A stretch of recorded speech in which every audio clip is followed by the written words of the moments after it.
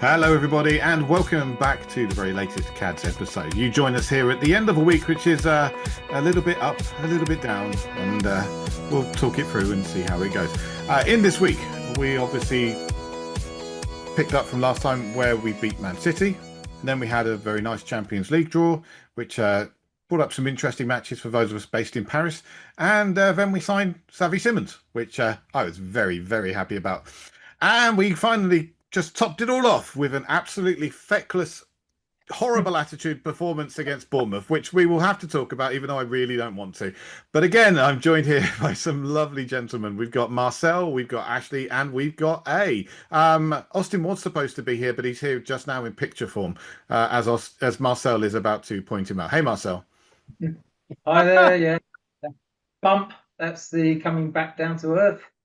And all I can say about it this weekend was we just saw an Ange tribute show.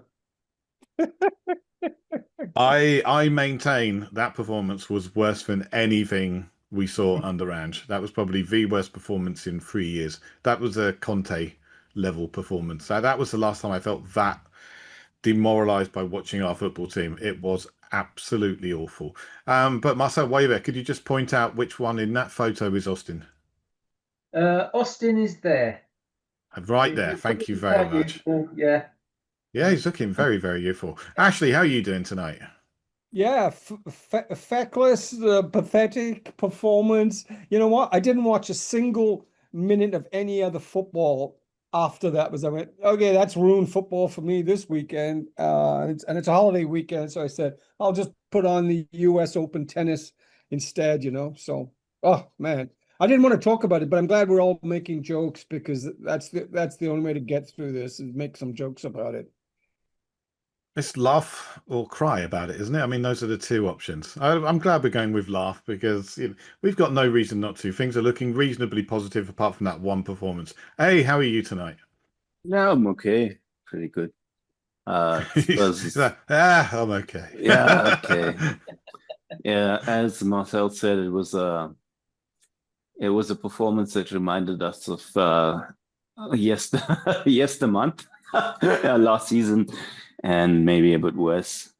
Yeah, horrible performance. Outfought, outthought, outplayed. Yeah, let's get into it while we have to, because we do kind of need to talk about it early before we get onto the fun stuff. What exactly do we think was the problem? For me, we seemed to lack any real fight in the side, and then when we did get hold of the ball, we had seemingly no idea of what to do with it. The main plan seemed to be knock it towards Mohamed Kudus's head and see if he can do something. And I think Mohamed Kudus is a fine player. He's a magnificent player. He's not a very good player when it comes to heading the ball or retaining it when it's pumped at his head. Yeah, Oh, we looked out ideas most of the time, and we looked incapable of adjusting to the way they were playing. Top Bournemouth were excellent. And they were. yeah, now, interestingly, this is the first time that Frank has lost to Bournemouth and Iriola ever. So yeah, Tottenham Hotspur record breakers. From birth. Oh, dearie me. We can talk about the players, and that's a good point there. But Frank had a week, and he's obviously 7 times, I think he's played Bournemouth, whatever. So what? Yeah, Kudus's head. Brennan Johnson can't pass the ball. Richarlison's going back to can't hold the ball and falling all over. But I think it has to start with Frank. First of all, I think maybe he may pick the wrong formation or a few of the wrong players. And then this always boggles me because as a journalist, I always want to know, like, well, what did you do like during the week? How did you manage to screw this up? Because basically it does come down to you and the way you set your team up and the attitude that they have. So what did he do wrong, or was he just not wrong, but lacking in something to allow this sort of performance by his players to play out? I thought it was quite interesting that the game seemed to improve for us when the subs came on. Yes. when Berrival came on, beef ball. Yes. When young Lucas came on, he actually started to get hold of the ball and make something happen. And Yes. I think Brennan Johnson has been unfairly maligned by some considerable amount, because in that first half, yes, there were a few misplaced passes, but actually, if you look at the few chances, the few opportunities we actually carved out, it came down the left side and it came through him and Jed Spence interchanging, two right-footed players playing on the left. So, I thought it was a little bit unfair to blame everything on him. He certainly was not the worst player on the pitch. I thought Polina was awful. They seemed to have very little fight, which for a supposed warrior, was very, very worrying. Marcel, what were your thoughts coming out of the game? And I think you just hit the nail on the head. I think that what we saw there was the Tottenham we knew before Polina was on the field. So it seems to me that if he has a crap game, we're just going to play bad. That's worrying. And I don't think we're relying on him to spray passes around or do anything like that, but no, but he be positionally effective. Previous games, he was letting the rest of the midfielders do what they wanted because they were protected. They were being protected, but he just wasn't at the races, was he? I mean, No, they all not at look like they've been out on the piss the night before. Well, that is the point. They just looked unprepared. The whole team, not just one player, the whole team, except for Vicario and Van der Ven, perhaps, And then, as Stu said, some of the subs that came on, which begs the question: Did he like set up the formation wrong or put the wrong personnel in? Anyway, what happened in that week? Yeah, I think those questions have been asked. I think it's gonna stay internal. The answers we're never gonna find out. But I mean, let's look at the positives from that game. I thought Lucas Berrival was excellent. We almost saw a wonder goal from Matisse Tell, which if that had gone in, that would have been sweet and thoroughly undeserved, because Bournemouth were the better side, and frankly, they should have been 3-4-0 up by the end of the first half. So, what other positives can we take from this before we move on to the actual positives from the week? My biggest positive is like you never learn from victories. You always seem to learn a lot more from the difficult times. And I'm leaning on that, that Frank would have learned a lot about his players, preparation, about how they maybe change their performance as it comes towards international break. Now, we can't move away from that. We haven't won a game before an international break for a very, very long time. The last times. Mm. The last 7 times. Yeah. So I think he would have learned a lot. That's what I can hold on to, I guess. Vic was excellent. I thought he was, besides his shot stopping, he was noticeably a lot more physical at the set piece time. I don't know if anybody else noticed that, but he was taking no nonsense, which he did previously. He allowed people to bully him before, and it was definitely not the case this time.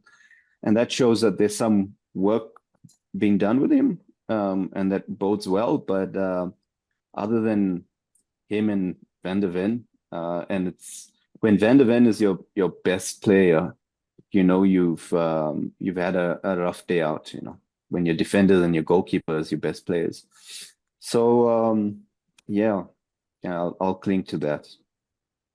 So what does Frank learn from this? Maybe he learns that we've got some players in the squad who are more interested in their international careers, didn't want to get injured. I saw out there a team that was psychologically not there. The mindset was wrong. Yeah, and that becomes a kind of a groupthink effect on the whole team. And that's not really down to Frank. I mean, the only thing he can do about it is change the players. He can't. That's a key thing, Stu. Change the players. If he knows this is going to happen, change the players. But he can't do that in one transfer window. He has to do that over several transfer windows. Why didn't he start Bergvall? Why didn't he start Gray? Those guys would have put an effort in. They would have. But why didn't he start Danso? He would have put an effort in. He would have. So Well, we just said that the best player on the pitch for us, apart from Vicario, was Van de Ven. So, I mean, are we dropping our captain to play Danso, or are we going to go no, to you're three at the back three at the back. Yeah. Anyway, against a Bournemouth side that don't really well, have, they listen, don't throw players hey, forward? whatever we did didn't work. So what Oh, was wrong? absolutely. No, no. So, But so again, I don't think we I'm absolutely making need to give excuses. credit to It didn't Bournemouth work. because Bournemouth and Iraola, they outplayed us. Absolutely. And frankly, they deserve to win. So, Yes. hats off. Congratulations. Well done. Now, let's talk about the fun stuff. Let's move on to the Champions League draw. Now, I like this. I have to say, there are two games in here I can get to. I can go to Monaco. I might be able to get a ticket for Paris. That would be all right. The other one's maybe not quite so easy. We're seeing Bodo Glimt again. We're seeing Frankfurt again. So all those people who said, "Oh, when you're playing in the Champions League, you won't play against Bodo Glimt or Eintracht Frankfurt." Yes, we bloody will. This is good. I like this group. I think not group. I like our draw. I think we can get enough points to qualify from this. Even though my hopes and aspirations for the Champions League this year are rock bottom. As far as I'm concerned, it is not a major consideration. What did everybody else think of the draw? For once, A we seem to have favorable got draw. a decent one. You know, normally it's other clubs that get the easy draws, but I think we've actually come out of it pretty well. I'm also happy with the timings in that we don't have to go to Bodo Glimt in the middle of winter. Yeah, that I would be think nice. Liverpool do, don't they? Oh, there have been some tough draws, I have to say. Paris Saint-Germain didn't get a good draw. Liverpool, I think, has not been particularly easy, certainly with the timings of their travels. So there definitely could be worse things. Although we go to PSG during a time where we have some big matches. Yeah, but other than that, I'm pretty happy with the draw, I think. But like Stu, I think it's I would love a good Champions League run, but the expectations are still quite low. And this is Tottenham, so we still might mess it up. Oh, yes, absolutely possible. But, I'm, as I said, I'm feeling fairly good about that. Ash, any thoughts? Well, no, you said this is Tottenham. We could mess it up. Yes, we could do that. But who expected us to win the Europa last year? So we did that too. So, and you need a bit of luck. Let's face it, in your draw. And we got a little bit of luck with this draw. We should be able to get possibly in the top 8, which means we don't have to play that that extra round, that playoff round. So we might get a guarantee of 2 more games after the initial 8. If we put in an effort in those first 8 games, we could get into the top 8 and then get into the round of 16. Yeah, that would be very, very nice. And then at that point, it's anybody's game. But as I said, long, long way to go. Okay, and before we go on, I'd just like to ask everybody, if you haven't already subscribed or liked this video, whether you're listening on Spotify, whether you're on Audible, whether you're on a podcast player of your choice, please subscribe. Please leave us a review. Come and say something to us. We will reply, I promise. And, just get involved in the community. We'd love to see it. All right, let's move on to probably, for me, the best news of the week. Xavi Simons has signed for Tottenham Hotspur. Can't get the smile off my face, everybody, because this was the guy. There were 2 players I wanted going into the summer. Xavi Simons, Angelo Stiller. Angelo Stiller, there's still time. It's not going to happen, but there's still time. But Angelo Stiller from Stuttgart, great player. He's a defensive midfielder. Okay. But, oh my word, boys. Xavi Simons, I love the fact we've got a Xavi playing for Tottenham to start with, but Xavi Simons, what a player. This kid is mustard. I'm going to very, very much enjoy however long we have him in the side for. Anybody else up with me on this one? I'm still in shock. It's shocked that we managed to get one over the line. I was like, why would he come here? Yeah. So the thing with Xavi Simons, he's been very, very clever in planning out his transfers. If he's not getting game time, he moves. If he doesn't see a clear pathway for him, he doesn't stay or he doesn't go somewhere. So he had better clubs coming in for him than RB Leipzig when he moved to Germany. But he decided to go there because he felt it was the right step in his career. And I think that is probably what he sees when he sees the move to Tottenham. It's the right That step was in his before career. yesterday's game, you mean? I know. I think it may be a great game for him to watch. He can look at it and go, "Oh, I can make a real difference in this side." They need they need a Xavi Simons type player right in there to take the pressure off Mohamed Kudus, because there was a statistic going around showing the percentage of attacks that have gone down the right side, down the center, and down the left. And the right side is something like 68% or something like that. I think maybe even higher. So the Wow. majority of our attacks go down through Mohamed Kudus, and it was just way too much to expect him to be able to carry the burden of creativity all of the time. So now we've got somebody else who's going to come in, who's going to flit around and do the little will o' the wisp thing, which I love to see.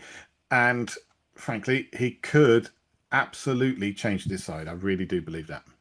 Stu, if say nobody else comes in the forward area, because I don't know enough about him, how can you see us lining up with Siemens? I heard somebody pronounce it Siemens. How do you see us lining up with him? Front four. How do you see that? Well, let's just call him Xavi because it's easier and it's more fun. But right, so for me, it would be Kudus over on the right. It would be Simmons on the left. Then you've got pretty much a toss up. It could be Johnson, it could be Odegaard, it could be Tell. Any of those players would fit. And then up front, you've got Richarlison or Solanke. I think Solanke could actually have a really, really good season because Simmons, Xavi's Xavi. quality of play to the forwards is excellent. You just look at the players he played with at RB Leipzig. Openda had a fantastic time feeding off the balls that Simmons was able to play through.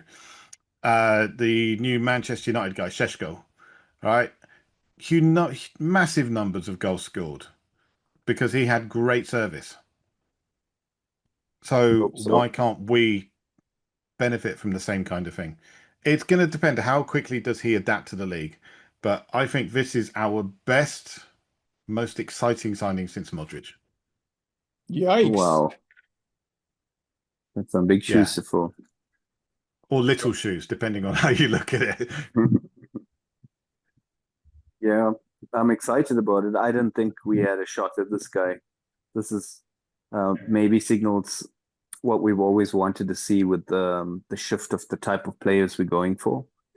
He would be somebody I would think that would be in one of our rivals squads rather than us. And I'm just so happy to see that we push the boat out in Hey, terms of wages, etc. where do you see him playing? I think he'll play 10 off the left though. What is a 10 off the left? He'll be I think they'll find a spot for him on the left, but he'll have more of a free role to create and maybe just use he's very direct and he shoots very well. So I think they'd use him a lot like that. Either off the left, especially if you have Spence there, who's so good 1-on-1 or even 2-on-1, and then that would give him a bit of a more of a free role. That's what I'm hoping. And maybe Marcel would know who would then play behind the main striker. Who would be perhaps the best case situation for behind the striker? Well, I don't know. I'll pass that one on to Stu. He knows more about these setups than I do. I mean, I still think there's a player in Odegaard, and he can play in that central role as well, can't he? Can do, yeah. I really like Odegaard. The only thing is, in yesterday's game, he had some nice touches and little bits here and there, but he was fairly ineffective. I think we need to see him going at people more and making stuff happen. And I think that's a confidence thing. He spent a long time out injured. He came back with a bang, but then he tailed off a little bit. So he is great. I think there's a lot to come from him, but I think we've got left wing options. For me, I think Xavi's going to be playing in the 10 and pushing up to support our striker because he did that at Leipzig. He even played up front on a few games. as a second striker, obviously alongside a bigger, more imposing guy. I mean, you're not going to pump the ball up to someone who's what, 5'5", something like that. He is very, very small. So what, He's the way taller you, than Eze. yeah, the way you're suggesting it is that if he's number 10, maybe slightly on the left, who would actually be on the left flank there? Who would you like to see there on the left flank? I would like to see Elderbear. I would like to see an inform Elderbear being given the opportunity to rip people apart, because I think he's got that ability. I think he really can do it. But at the same time, you've got players like Mattis Tell, who you spent a lot of money on. You do need to actually bring him in and give him some chances. We've been joined fairly late on by Mr. Charlie Bewley. Hello, Charlie. How you doing? You all right? I'm good, man. How are Yeah, you? Charlie. I'm good. I'm going to use this form as a punch bag so I don't actually kill someone. We actually covered that off in the first part and said, okay, let's move on to positive news now. We We're on did. Okay, positive let me stuff just now. bring you guys back down to ground then. You know. All right, we've just been effusing over Xavi Simons. So let me know what you're thinking. Come on. Oh, I'm straight into it, am I? Okay. Well, I Yeah, don't you want are to in. break your flow of what was going on there. On the left-hand side, I heard that Odebear should be playing, but I don't see any reason why Odebear should play there, even though he's a left winger.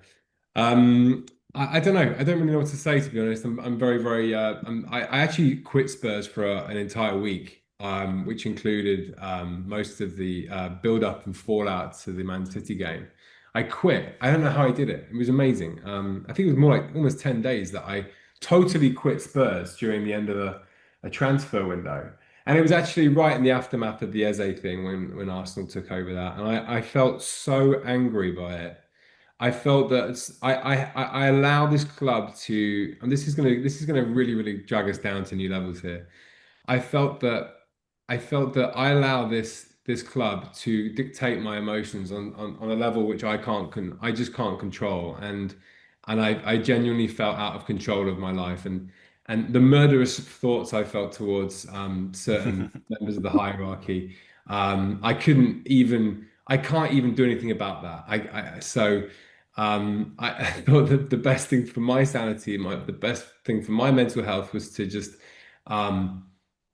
to quit Spurs for like however long I could do it. Then I had a few beers and then I watched Match of the Day and everything was great again. But like, you know, it's not right. And I honestly felt in that time I did feel a lot better. I felt a lot healthier. Yeah, I felt better about life. So you fell off the wagon just in time for Bournemouth. I know.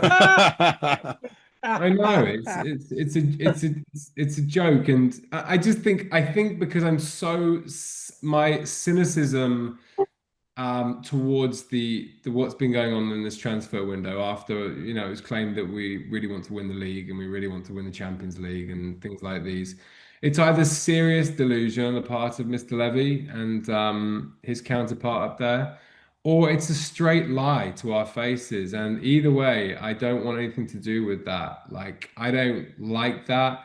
I don't suffer that in my life. I don't know why I suffer it with my football club. It's the idea that we have just won a European trophy and we really need to kick on. And instead we fire a manager, which I was on the fence about, but anyway, I was cool. And then use the opportunity to see if this manager can get better, get more out of the players that didn't necessarily perform before we start making any big calls in the transfer market. I feel was an act of great deception that was either heavily unconscious act on Mr. Levy's part, or just pure evil genius to keep us all sort of, keep the rumor drama mill sort of floating along nicely. And yet we all know we're being duped, all of us. We could have had a good crack at the window and we didn't. And it's going to be the same thing again in like 18 months. That's how I feel. So what I take from this is that when Charlie wasn't paying attention to Spurs, we did well. So, Charlie, can you help us previously out I've heard of a digital detox, but it sounds like Charlie took a Spurs sabbatical. So Spurs sabbatical, yeah. exactly. Yeah. And I Oh, well, I'm glad recommend you're it. back. Oh, good. Well, I'm not. Maybe not glad I'm because back. no, we're glad you're back. Maybe not because of that result though, but Because good to just have you like back. you were saying, yeah, the second I'm back, we lose. But It's not your fault, Charlie. It's not your fault. I promise you. it is. It's all my fault, mate. Anyway, it's good to see you, boys. Sorry to be such a moaning Murray, but I do think that is a very. I just think I think that's what's going on, and if anybody has any sort of wants to debate that, I'm here for it. No, Well, I I think think if you were here last week, you'll see Marcel and I pretty much agree with you. yeah. Um, yeah, yeah. I And felt So the same. Charlie's claiming that his return is what caused us to lose against Bournemouth. I think I have a part to play in it as well. This was the first game this season where I wasn't wearing a Spurs branded shirt of some kind going into the match. So it's my fault as well for not showing the love. Anybody else? Marcel, Ash. Well, Charlie didn't hear us. Charlie didn't hear us. Hear you say that the two players you wanted in, we got one of the two players you wanted in, which was Xavi. So maybe you can, Charlie. Maybe you can just since we were just talking about that when you dropped in, or what you think about that? That was Stu's probably his top player, getting Xavi in, and we got him in. That's amazing. One of the best two. That's great, but I just don't think there is I don't know if there is such a success rate of Bundesliga to Premier League. Sonny, Yeah, it took a while though, didn't it? Really, Ash, didn't it? only one season. It took him a while. I've no doubt that he'll succeed at Spurs. I think he could become a wonder kid. I think he is what Maddison should be, but Maddison has ego issues. And right now a knee issue. So Maddison ain't going to be doing any Maddison. Maddison is just not. I'm glad that Maddison won't be a Spurs player for very long. Let's just put it that way. Although he probably will be, given that he has a massive injury layout. I just don't think Maddison is the right guy for us. And when anyone talks about Maddison being, oh no, we're going to miss Maddison, I'm like, we really shouldn't miss Maddison. Like he's not that good. I think Xavi is that player that Maddison could be. I think we're massively short though in terms of. I think the striker situation is gonna really kick us in the nuts because I think Solanke is a confidence player, and I think that if he's not gonna get a run of games, then I don't think that either him or Richarlison are going to be very good. And we had an opportunity to ship Richarlison on, but he desperately wanted to stay. And look, I don't blame him. That lodge looks really, really nice, and there's like spas and stuff in there. It's a lovely place to play football, but we have an opportunity to get rid of a bunch of people and we don't do it.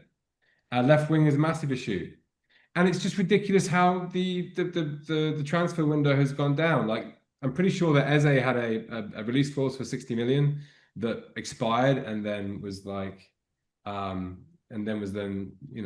we could have got him for 60 million.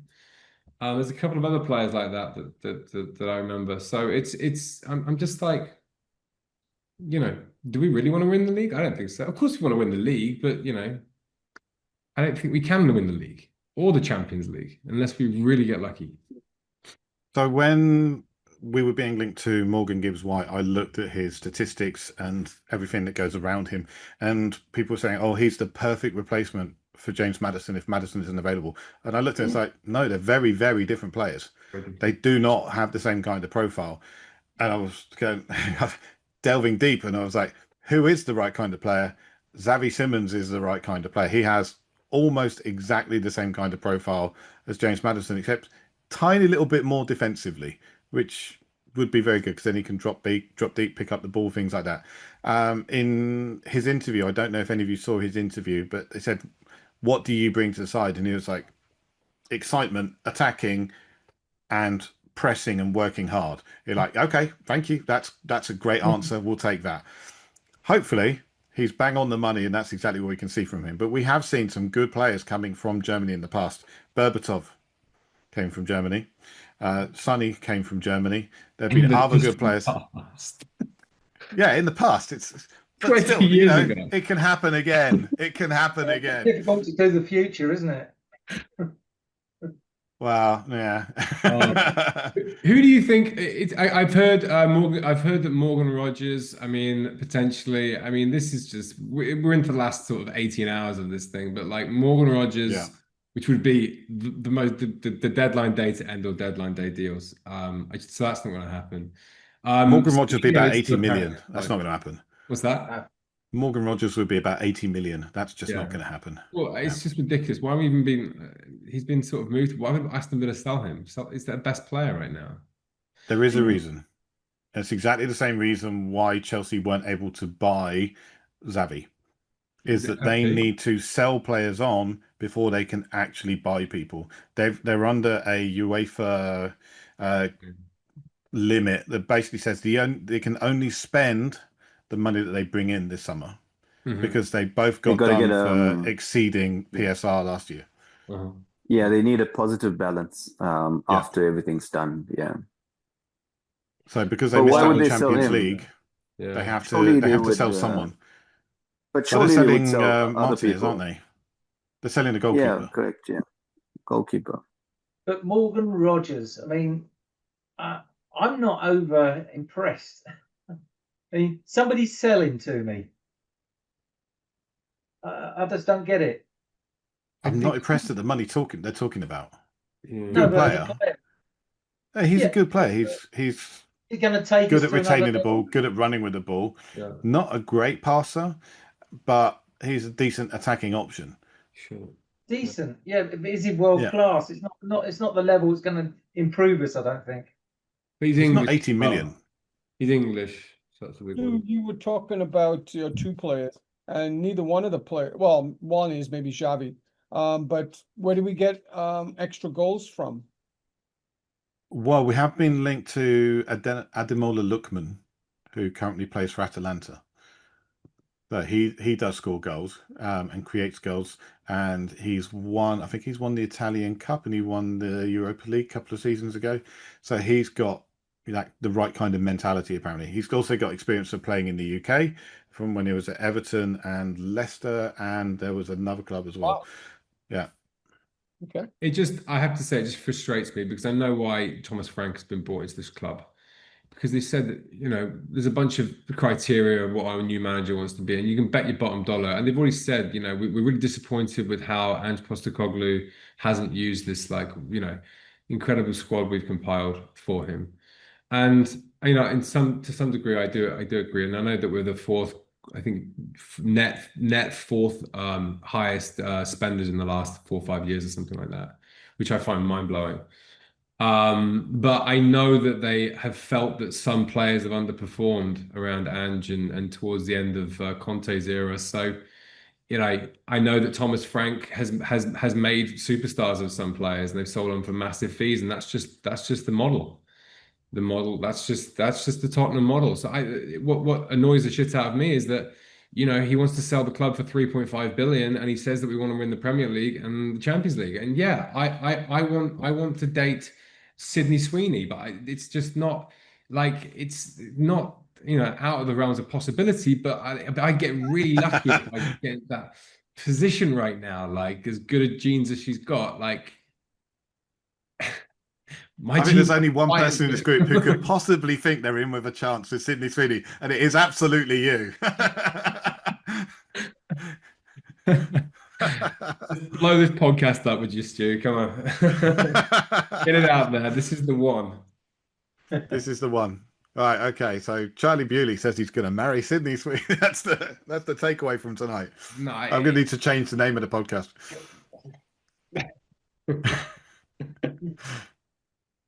Oh dear. Okay, so Charlie, despite the depression and everything around the Bournemouth game, you kind of have to be a little bit happy with some of the moves we've made, the players we've actually managed to bring in, and of course the performances in the first 3 competitive games of the season before Bournemouth. Yeah, and I didn't watch the Bournemouth game, to be honest. So I do think You're lucky. Yeah, I do think Iriola's a good manager. He obviously saw us coming. Frank obviously has work to do. Like it's not going to happen overnight. I'm I don't know. I was a massive Ange fan. I'm still a little bit sort of confused about what happened there. But you know, I think Frank, I like Frank's authority over things. I know that he talks, you know, his pitch side manner, his coaching staff. It's just obviously a much more professional setup. And I just really hope that he's been given what he wants, and that's all I can really say. I know things are looking good, better. I know defensively we're better, and all these things. And I'm glad Romero is finally captain. I think that's a long overdue thing. Although it's kind of fairy tale that Sonny won the European Cup with us as captain. There are obviously positive things, but I really, the most positive thing that I was hearing coming out of the club over the summer was that there was a shift in hierarchy, and that there's going to be all sorts of investments coming in from various things and stadium rights names and all these kind of things. Even though it might be from, you know, who you think are dubious sources, Stu, I do hope that that shift in hierarchy happens and we can start spending properly on wages. I think that's the biggest thing. I think we spend 42% of our net profits on wages, which is like 20% less than Arsenal or something, and we're by far number one. So I know we're a very well-run club, but I get embarrassed for people. I got embarrassed for Xavi yesterday when he's looking out and you know the fans are getting down. I'm embarrassed because deep down I know that there's a deep-seated resentment of these players that they're playing for less than everybody else, and that they play for the badge and that they play for the fans is down to their character. And the fact that Romero signed again probably is our best signing of the summer. I cannot believe he's signed. I just can't. I just don't know who's blowing who. But I mean, it's just insane that Romero is now on a long-term contract with us. It's wild to me to think that nobody wanted him either. Was willing to pay 65 million for Romero. It must just be his disciplinary thing. I don't know. But anyway, I could go on.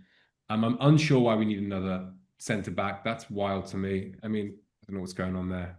Just get us a left winger and another striker, and I can see Levy pulling it off in the next 24 hours randomly. He's done it in the past. It could be an interesting period going up to the end of it. I did consider postponing this until tomorrow, but no, we want to talk about this while it's still a little bit fresh. We will, I'm surely sit down and discuss the transfer market at some point when it's all over and done with, and we've all taken a chance to breathe and calm down. Take a breath, everybody. Sorry, guys. I'm so sorry. You guys should enjoy your Sunday night. We're enjoying our Sunday night, whatever happens. It's what we do here on the CADS podcast. All right, okay. International break. We always go into an international break with a loss. Maybe it's because players have got their minds on other things, but once again, 7 international breaks in a row without a win. Coming back and we'll be playing against West Ham. That's reasonable, right? West Ham, their current form, obviously they won today, but frankly, they should be beatable. So should Bournemouth. So should Bournemouth. I think Bournemouth do have a slightly better manager. And how many are going to get international duty? Well, how many are playing against Christian Romero in a friendly? I don't know. We know that man does not take it easy. We always seem to get somebody cropped, don't we? Well, we've still got potential players coming in, and there has to be players going out as well. There has to be. We cannot go into a squad as big as we've got. We've got Manor Solomon, we've got Brian Hill, Yves Bissouma probably at the club that have no future. So these players have to be found a move for somewhere. Yeah, Solomon was on the bench yesterday, though. Well, absolute joke, man. Unbelievable. We just find him a good movie. It's 100% profit. PSR. It's like selling a youth signing, except one we don't care much about at all. Yeah, this move has been a disaster for him. But in terms of the finances, it was good for us, and it was always rumored that was the entire reason. Maybe he just thought he could somehow force his way in. But yeah, it didn't work out nicely for him, did it? It started out okay when he first joined under Ange. He was playing left wing. He was dovetailing nicely with Maddison. He was part of those players during that first 10 games who did very, very well. And then he picked up an injury, which was the tale of our last 2 seasons. Yeah, it's Okay. we definitely need to move some people on. It's gonna be tough. We're not in the greatest selling position because I think everybody knows we need to move these guys on. So it comes back to what Charlie's saying. It's like whether this guy is going to take the offers on the table for the good of the team. Not sure about that. I think we'll see a lot of loan with sale options or obligations over the next 24 hours. And of course, there are some windows that close later. I think Turkey typically closes later. And Basuma, for instance, has been linked with a move out to Turkey. Can anyone remember surprised. what our transfers were right after the Champions League final loss? Like, what was our transfer activity then? And Well, we signed Ndombele, Lo Celso. also. Yeah. And Sessegnon, were both I think. 55, 60 million. A lot of money we spent on those two guys. Yeah. Yeah. I think there was a point where every single player we bought that summer ended up back at their old club, either on loan or having left on a free or something. So, yeah, it wasn't a particularly good summer for us. It was a very bad summer. Talk about kicking on, it's just I don't think that phrase is in his vocabulary. It's just odd to me. Odd. Well, there's a lot of things odd at Tottenham. So we got Polinia, Kudos, and Xavi, and the Japanese guy. Kota Takai, yeah. So that's 4. That sounds better than 2019, that's for sure. And it sounds We better also brought in Luka Vuskovic, who's now gone out on loan to Hamburg. Yeah, so if anybody watching the Bundesliga will be able to watch him playing there. We only brought in one starting player last year, Solanke. So we've actually brought in 3 starting players, possible starting players, already this window, which is a big improvement on last summer. And Charlie's point about the board, I think that we have seen a change in the board. Matthew Collocott, Donna Cullen, they've both left the board now, probably just through attrition, through retiring, because Donna Cullen was 62, 63. Collocott's, I believe, around the same age. And we've had some new additions to the board, and obviously we've now got a new CEO as well. So I think we will see some changes. Hopefully will push us on. No, we can hope. It's all we can do. It's the hope that kills you, keeps you going, keeps you strong. One of those things. Yeah, absolutely. Given it's the end of the transfer window, maybe you should change the title. It's the hope that kills you. We could possibly do that. Absolutely. All right. Okay. Before we close this all out, has anybody got any final thoughts for this show? Yeah, I mean, like, he's got some time now with the players that didn't go on international duty. I'd like to see him, realize that he's got to work with them. Because if it's an attitude thing, then I would say, if you're this flexible tactician that adapts for every game, then I'd adapt accordingly before an international break. Then see what happens from there. And like I said before, you tend to learn more from when things don't go right. So I'm just holding on to those few things. And then lastly, I hope we get a few players in. Nice dribbly winger would be nice. And we need some attacking reinforcements because we look quite reliant on Kudus and nothing much else after than that. Some nice passes would do because we have a lot of runners with the ball. So I would like some guys to come in who actually use the ball very well.